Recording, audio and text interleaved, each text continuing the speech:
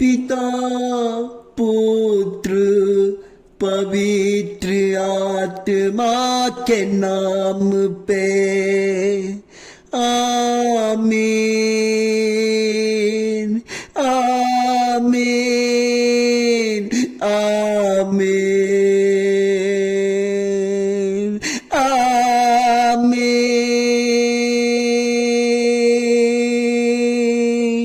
ओ पवित्र आत्मा आजा,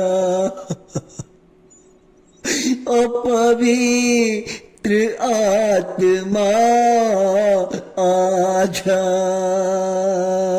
आजा, हमारे प्रार्थना में आजा। ओ पवित्र आत्मा आजा आजा आजा। ओ पवित्र आत्मा, ओ यीशु का आत्मा, ओ मेरे राजा, ओ मेरे मालिक, मेरे परिवार चलाने वाला, मुझे भोजन कपड़ा मकान देने वाला परमेश्वर, आजा। आज के दिन, आज के सुबह मेरे प्रार्थना में आजा, मेरे प्रार्थना में आजा, मेरे प्रार्थना में आजा, मेरे प्रार्थना में आजा। ओ मेरे राजा, ओ मेरे परमेश्वर, ओ मेरे जीवन देने वाला परमेश्वर, मेरे परिवार का रक्षा करने वाला पिता परमेश्वर, मेरे लोगों को चंगा करने वाला परमेश्वर, आज के प्रार्थना में आजा। जब आप आएंगे तो मुझे शांति मिलेगा, जब आप आएंगे तो मुझे प्रार्थना करने का बल मिलेगा, जब आप आएंगे मेरे लोगों को छुटकारा मिलेगा, मेरे लोगों को दर्द के आंसुओं को आप पूछेंगे। ओ पवित्र आत्मा, ओ पवित्र आत्मा आजा आजा, हमारे ये सुबह के प्रार्थना में आजा। हमारे लोग इंतजार कर रहे हैं, हमारे लोग हमेशा सुबह में आपका इंतजार करते हैं और कहते हैं हमें पवित्र आत्मा को लेके आओ, मैं देखना चाहता हूँ, मैं बात करना चाहता हूँ, मैं पवित्र आत्मा का आवाज को सुनना चाहता हूँ। हे प्रभु, हे पवित्र आत्मा आजा आजा आजा।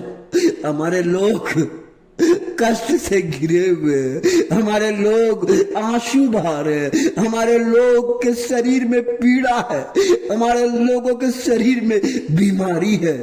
कोई कहता है घुटने में दर्द है, कोई कहता है किडनी का प्रॉब्लम है, किसी को कैंसर का प्रॉब्लम है, किसी को माथे का दर्द है, किसी को बुखार है, सर्दी है, खांसी है, किसी को थायराइड का बीमारी है, किसी को पूरा शरीर में पेन हो रहा है। परमेश्वर, ये पेन को कौन हल करेगा?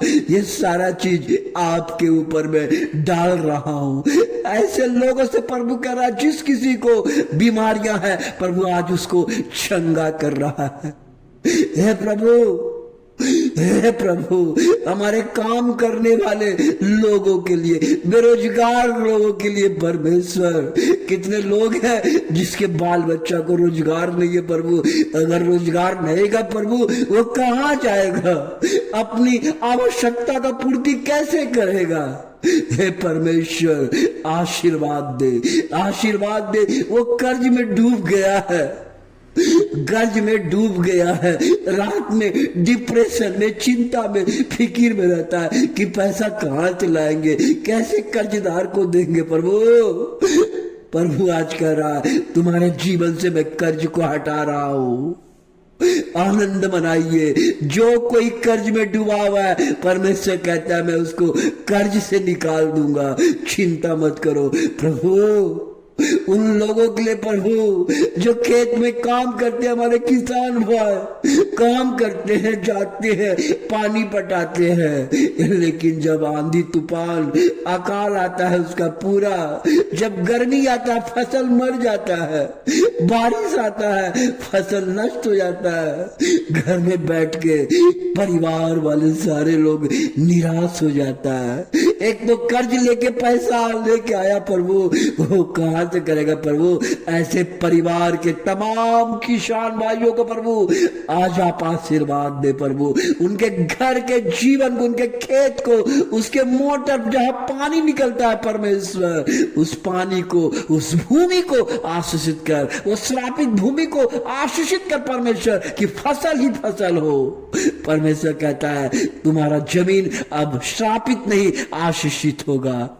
हे परमेश्वर, जेल में रहने वाले लोगों को परमेश्वर वो डिप्रेशन में है, उनका परिवार का बाल बच्चा रो रहा है, उसे न्याय नहीं मिल रहा है प्रभु। हमारे कैदियों को भोजन के लिए मैं प्रार्थना करता हूं प्रभु, उनके परिवार का रक्षा करना, उनके परिवार में रहना, क्योंकि प्रभु हमेशा कहता है हम टूटे हुए मनु को, मनो वाले के परिवार के साथ, जिसका दिल टूट गया ऐसे परिवार के साथ, गरीबों के लोगों के साथ परमेश्वर हमेशा खड़ा रहता है, क्योंकि मेरा परमेश्वर गरीबों का परमेश्वर है। हमारा परमेश्वर गरीब के बीच रहने वाला परमेश्वर है। प्रभु कहता है मैं तुम लोगों के जीवन से मैं गरीबी निकाल दूंगा और तुम्हें मैं आजाद कर दूंगा, जेल से आजाद कर दूंगा। प्रभु हमारे जितने भाई लोग जेल में रहते प्रभु, उनको आशीर्वाद दे, उसको न्याय मिले, उसको शांति मिले, उसके परिवार के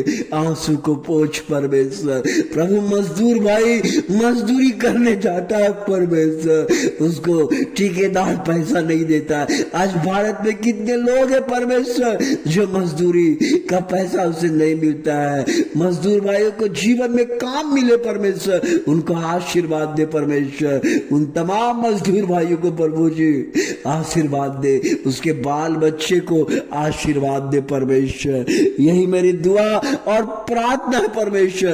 तमाम डॉक्टरों को आशीर्वाद दे प्रभु, हमारे भारत को आशीर्वाद दे प्रभु, हमारे भारत को उन्नति का देश बना पिता परमेश्वर। हमारे भारत के लोगों को आशीर्वाद दे प्रभु जी, आशीर्वाद दे परमेश्वर, आशीर्वाद दे पिता परमेश्वर। प्रभु ने एक दृष्टांत सुनाया, कहा मत डरो तुम लोग, मत घबराओ, मैं तेरे जीवन को बदल दूंगा, मैं तेरे परिवार में आऊंगा, मैं तेरे परिवार के संग रहूंगा। प्रभु जी संत मत्ती अध्याय 19 में 16 से 22 में इस प्रकार लिखा हुआ है कि एक व्यक्ति ने ईशा के पास आकर बोला, गुरुवर अनंत जीवन प्राप्त करने के लिए हमें कौन सा भला कार्य करना चाहिए? ये सवाल है, ये सवाल आपके साथ भी हो सकता है, आप कर सकते हैं कि हमें भला जीवन पाने के लिए मैं क्या करूंगा प्रभु? उन्होंने कहा कि तुम आज्ञाओं का पालन करो, प्रभु के वचन का पालन करो। उन्होंने क्या जवाब दिया जानते हैं? प्रभु मैं सब वचन को पालन करता हूं, मैं सब कुछ करता हूं।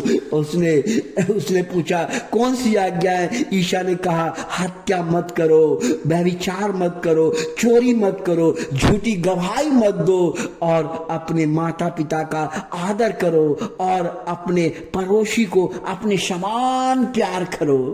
परमेश्वर ने इन तमाम चीजों को बोला कि आप अगर ये सब चीज का पालन करते हैं तो आप अनंत जीवन, आपका जीवन अनंत हो जाएगा, मरने के बाद भी आप स्वर्ग में पहुंचेंगे। उन्होंने कहा प्रभु ये तमाम चीजों का मैं आज्ञा का पालन करता हूं। तो उन्होंने जानते हैं क्या बोला? आप एक काम करें, आप अपना धन दौलत, अपना घर द्वार बेच के परमेश्वर का अनुसरण करें। ये बात सुनने के बाद उसका दिमाग खराब हो गया। अरे ये सब चीज कर सकते हैं, लेकिन अपना धन दौलत बेच के प्रभु का अनुसरण, उनको मुड़ गया, बोला प्रभु हम तो ऐसा नहीं कर सकेंगे। वो निराश हो गया, वो दुख हो गया, क्योंकि परमेश्वर का राज्य में प्रवेश करना बहुत कठिन है। लेकिन जब आप धन दौलत को बेचेंगे आप नहीं कर सकेंगे। लेकिन प्रभु कहता है कि जो धनी व्यक्ति है,